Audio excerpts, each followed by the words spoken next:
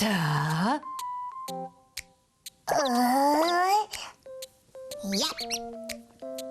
이렇게. 자, 다 그렸다.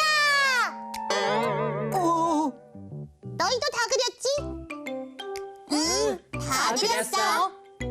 좋아, 그럼 하나, 둘, 셋 하면 보여주는 거다. 하나, 둘, 셋. 이런. 라피도 아직 못 그렸구나. 미안해, 그런 줄도 모르고. 괜찮아. 역시 내 그림이 가장 훌륭하네. 무슨 소리야? 내가 제일 잘 그렸구만. 내 그림이 제일 잘 그린 것 같은데? 내 그림은 아직 못 본 거야. 내 그림이 제일 잘 그렸잖아. 아니야, 내가 제일 잘 그렸어. 나라니까. 나야. 얘들아, 써니 세자에게 물어보자. 그래. 그거 좋은 생각이다. 가보자. 네, 가보자.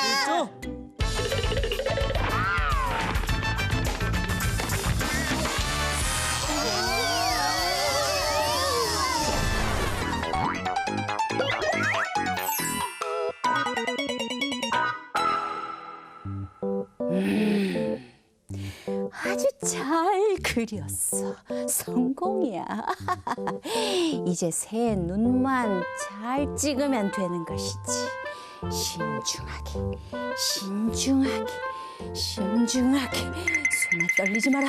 신중하게, 신중하게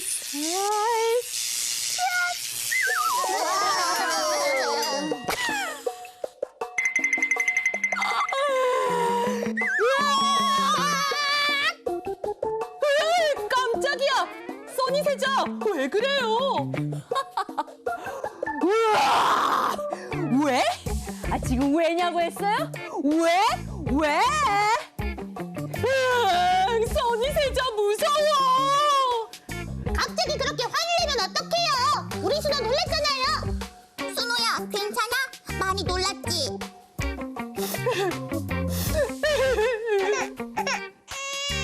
아니, 뭐 내가 좀 미안하게 화를 내긴 했는데, 아니, 내가 화가 안 나게 됐냐고요. 몇 시간 동안 이 흔들리는 손을 부여잡고 열심히 섬세하게 신중하게 그린 그림인데 망쳤어. 우와, 써니 세자. 그림 정말 잘 그리네요. 맞아, 정말 잘 그리는데요. 아, 정말? 아, 잘 그리는 게 그렇게 티가 났나요? 아니, 나는 그냥 연습 삼아 그냥 슬렁슬렁 그린 건데, 아니, 대충 그냥 그려본 건데. 아까는 몇 시간 동안 그렸다고 하지 않았냐? 그냥 모른 척해. 근데 써니 세자가 그린 그림은 무슨 그림이에요? 뭔가 우리가 그린 그림이랑은 달라 보이는데. 아, 이거는요, 한국화라고 부르는 겁니다. 한국화. 한국화? 동양화라는 다른 말인 건가? 여기 있다. 동양화라는 말은 서양화와 상대되는 말인데 일제강점기 때 우리나라 전통 그림을 일본이 그렇게 붙였던 거래. 1980년대부터 우리나라 전통 그림은 공식적으로 한국화로 부르고 있어. 아하! 그럼 우리나라 전통 그림은 어떤 특징이 있는 거야? 그러니까 그거는 써니 세자가 알려줄 거죠? 내가? 아니, 뭐 내가 그림을 잘 그렸으니까. 그러죠, 뭐. 한국화 알아볼까요?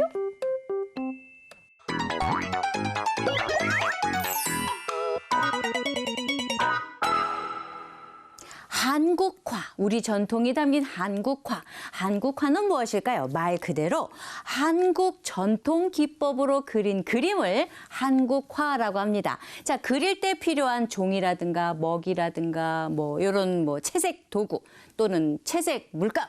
자, 이런 것들이 모두 우리 전통 재료로 쓰였고요. 어떤 특징이 있냐면 일단 이 한국화는요. 선을 중요시합니다. 선이 아름다워야 돼요. 자, 그다음에 전부 다 색을 칠하지 않습니다. 그림 가득 전부 다 색을 칠하지 않습니다. 여백을 남겨둡니다. 예, 선과 여백을 강조했습니다. 그리고 무릇 그림이란 이 사람의 내면과 정신세계를 잘 보여줘야 되는 것이다 라고 생각하는 그런 사상을 가지고 있었죠. 특징을 말로만 들어서는 잘 모르겠는데요. 예를 들어서 보여주시면 안 될까요? 왜 안 되겠습니까? 그럼 보여드릴게요. 짠! 자, 일단 재료에 따른 우리 한국화의 종류를 알려드리겠습니다. 짜잔!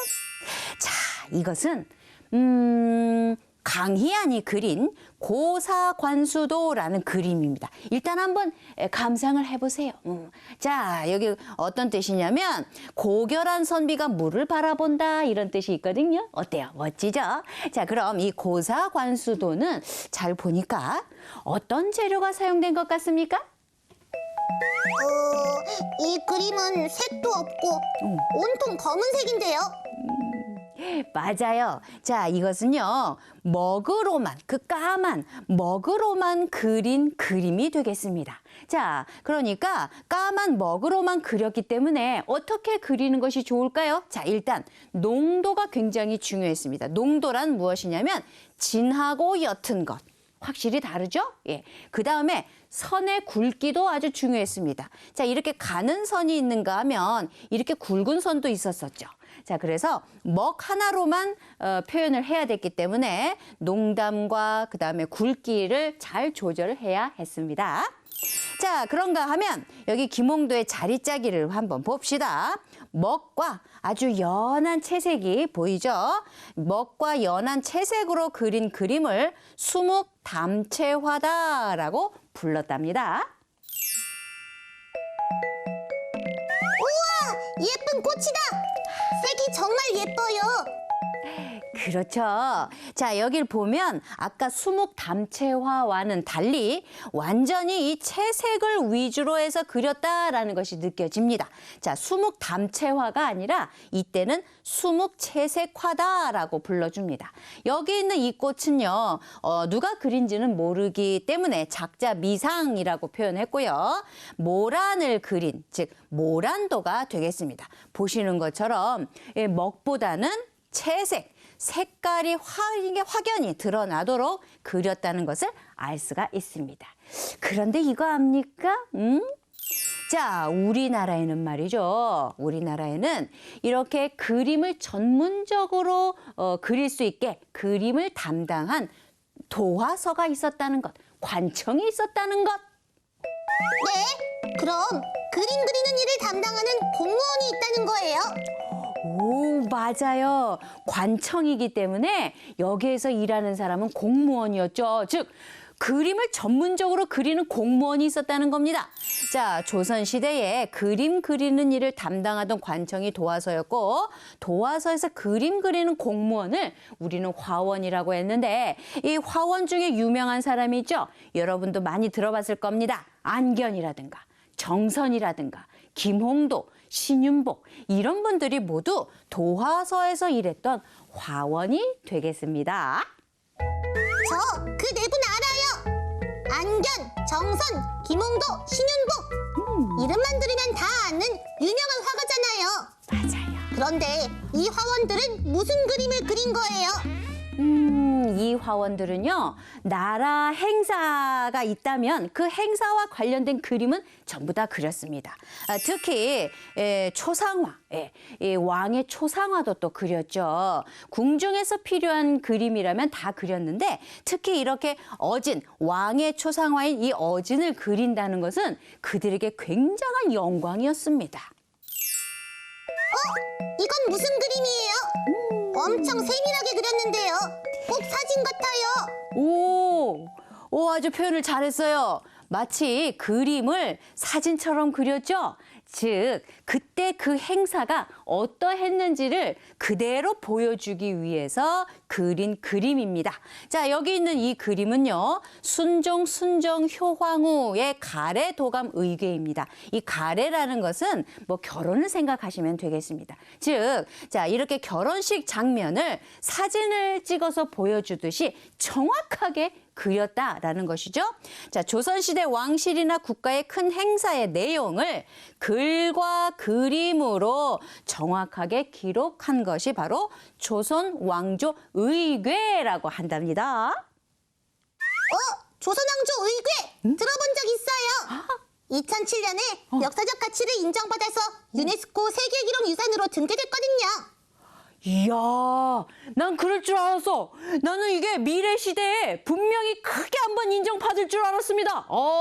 아주 기분이 좋은데요. 자, 그런데 이 의궤가 이 분량도 만만치 않답니다. 그냥 사진 몇 컷 찍고 그냥 땡 이게 아니다 이 말이죠. 자, 이 사진을 찍듯이 그대로 정확하게 그린 이 의궤의 분량이 자그마치 3,900권이 넘는다지요. 대단하다! 진짜 선원들이 그린 자세한 그림을 보면 조선시대 왕실의 모습을 생생하게 알 수 있겠어요.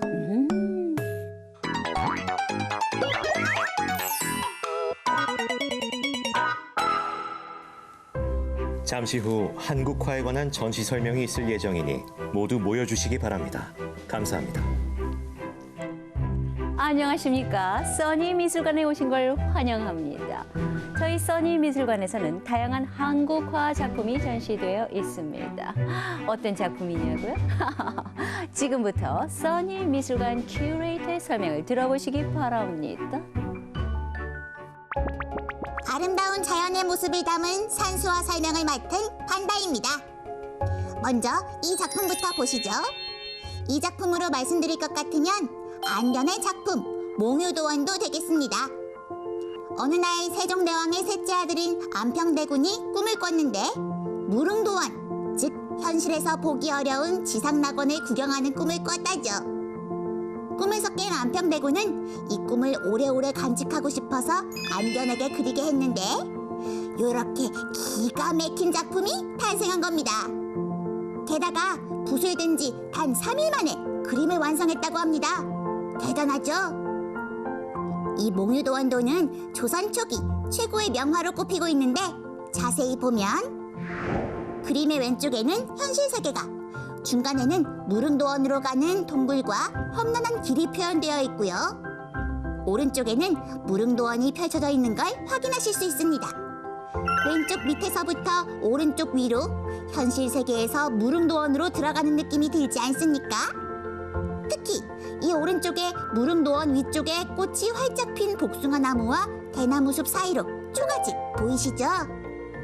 또 물가에는 작은 빈 배가 매여 있는 것도 보입니다. 그야말로 지상낙원이네요. 나도 가보고 싶다. 꿈에서라도 보고 싶다. 제가 소개할 산수화의 두 번째 작품은 그 이름도 유명한 정선의 인왕제색도입니다. 옛날의 화가들은 중국의 영향을 받아서 상상 속의 산과 물, 경치를 그리곤 했는데요. 조선 후기의 화가 우리 정선은 달랐습니다. 우리나라의 아름다운 자연 풍경을 보고 진경산수화를 그렸거든요. 그 중에서도 이 인왕제색도는 정선의 대표작으로 꼽히죠. 비가 그친 뒤에 안개가 피어오르는 인왕산의 모습을 그린 건데 아주 실감나지 않습니까? 촉촉하게 젖은 인왕산의 바위, 그 아래 부드럽고 잔잔하게 깔린 안개와 구름. 실제 인왕산 모습과 비교해도 손색이 없을 정도로 아름답습니다. 이 그림은 정선이 인왕산 자락에서 함께 자란 친구의 죽음을 슬퍼하면서 75세에 그린 그림이라고 해요. 슬픔이 담겨 있어서 그런지 더 애잔하고 촉촉한 느낌이죠. 다음은 순호 큐레이터에게 맡겨볼까요?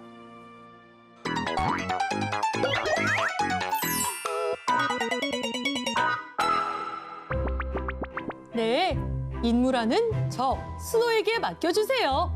그럼 저를 따라오실까요?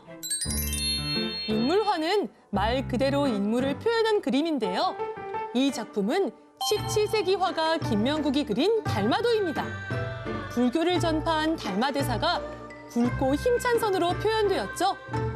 한두 번의 붓질로 간단하게 그렸지만 달마대사의 표정 보십시오. 정말 살아있는 것 같죠? 그래서 이 그림을 달마대사를 그린 그림 중 최고로 손꼽는 사람들이 많답니다. 엄마야, 깜짝이야. 순호 놀랐죠? 많이 놀랐죠? 누구길래 이렇게 얼굴만 동동 뜨게 그렸냐고요? 우리나라 추상화 가운데 최고 걸작이라 불리는 조선의 선비화가 윤두서의 자화상입니다. 원래는 옷주름까지 선명하게 그려진 그림이었는데 세월이 지나서 몸이 지워진 거래요. 아주 세밀하고 사실적으로 그렸죠? 덜 보십시오. 진짜 한 올 한 올 세밀하게 그린 게 보이실 거예요.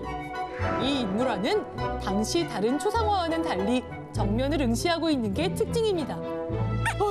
그런데 아무리 봐도 너무 무섭다. 잠깐만 다른 데 보시면 안 될까요?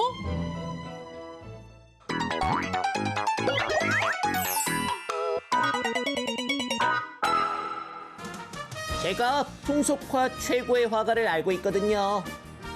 무슨 소리? 풍속화 최고 화가는 내가 알고 있다고요. 아닌데. 풍속화 최고 화가는 내가 아는데. 자, 다들 풍속화 최고 화가를 알고 있다고 하는데 풍속화가 뭔지는 알고 하시는 말씀입니까? 그럼요. 풍속화. 사람들의 생활 모습을 그린 그림을 말하는 거 아닙니까? 풍속화는 조선 후기에 발달했는데 주로 서민들의 생활을 재미있고 현실감 있게 표현했기 때문에 우리 조상들이 어떤 옷을 입고 어떻게 생활했는지 연구할 수 있는 소중한 자료가 되죠. 잘 알고 있군요. 하지만 풍속화의 최고 화가는 내가 맞을걸요. 바로 이분입니다. 바로 영조와 정조의 초상화를 그린 김홍도. 김홍도는 말이죠. 산수화, 인물화, 동물화 등 거의 모든 분야의 그림을 잘 그렸지만 특히 풍속화가로 매우 유명하다 이거예요.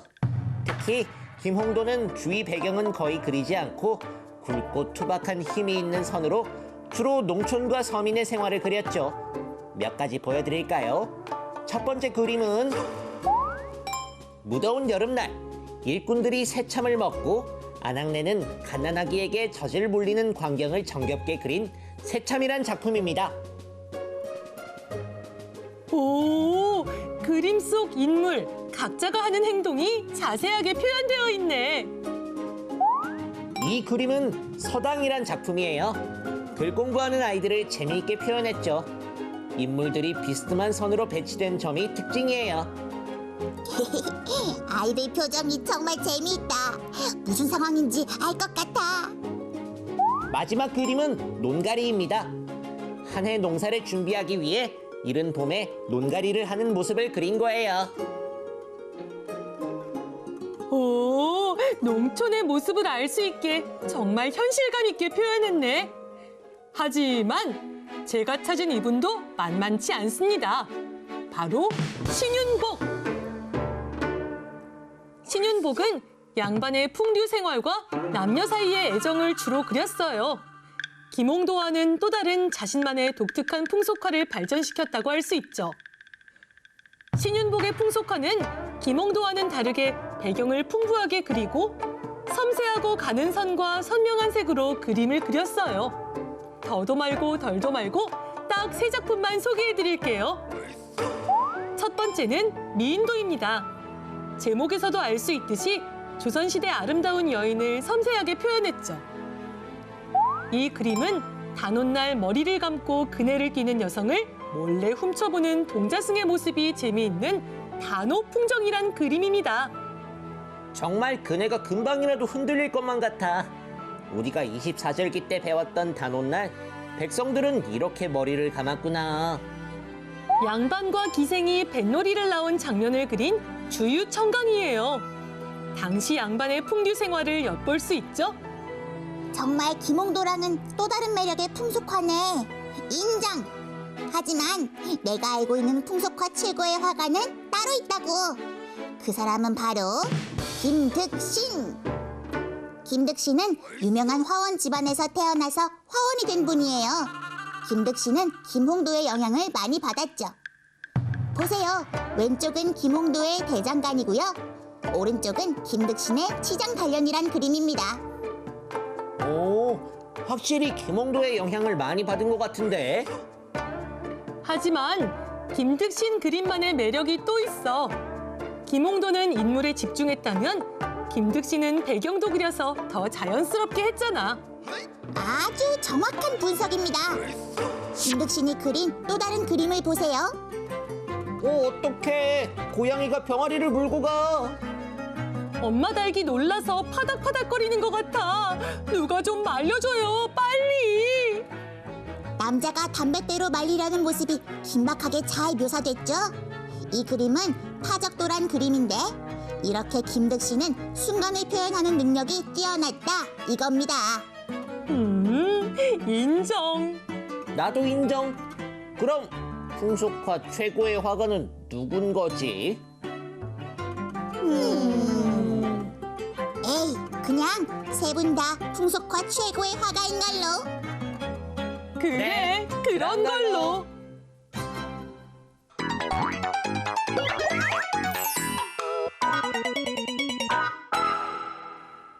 우와, 진짜 백성들의 생활 모습이 잘 보이네. 아주 그림을 보니까 이해가 쏙쏙 돼요.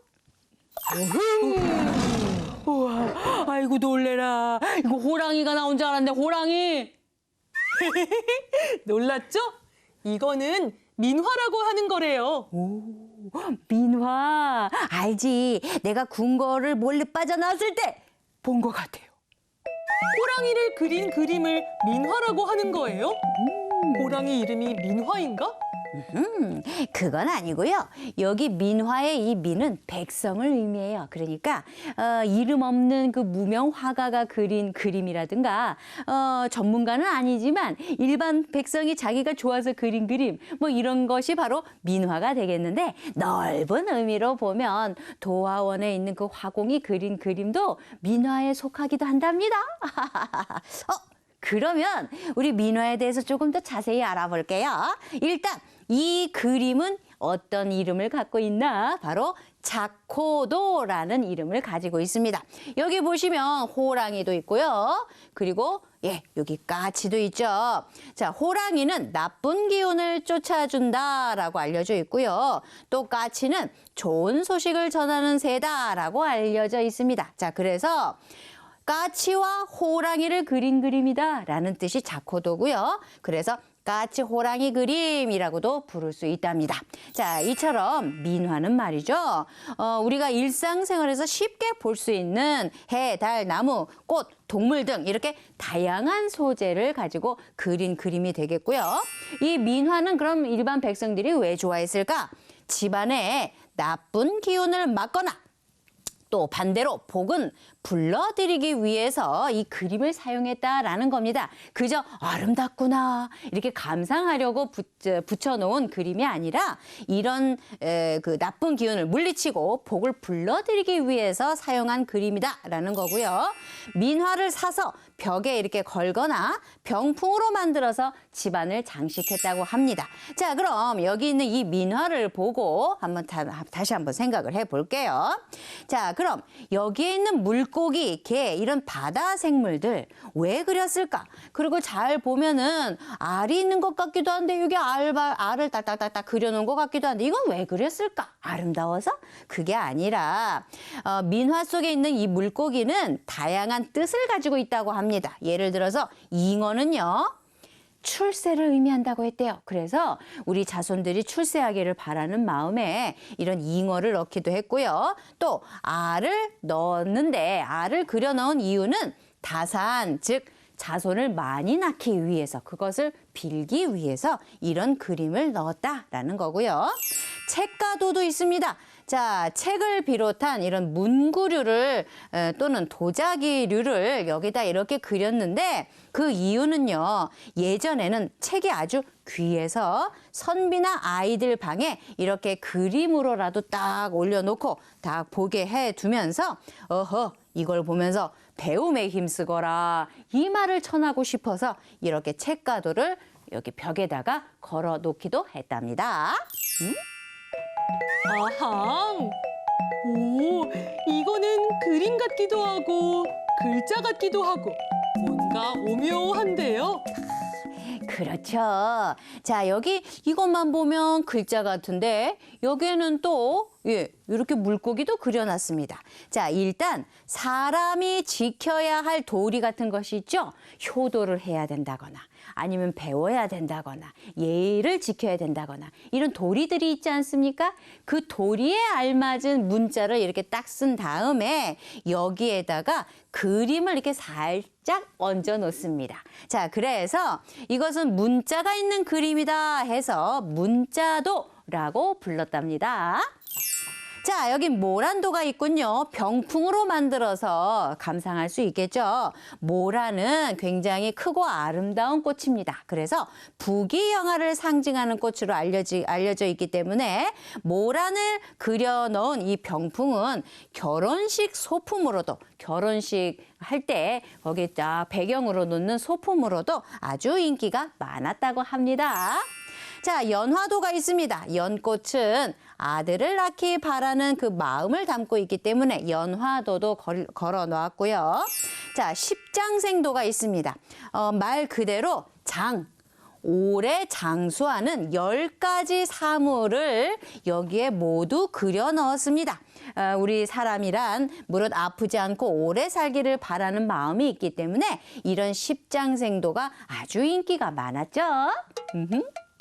민화에는 백성들의 바람이 녹아있는 그림이 많네요. 한국화에서 먹과 연한 채색으로 그린 그림을 수묵화라고 한다.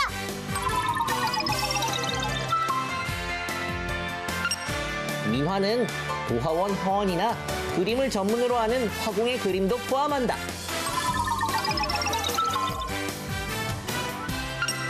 오래 장수하는 10가지 사물을 그려서 아프지 않고 오래 살기를 바라는 사람들의 마음을 담은 민화를 십장생도라 한다.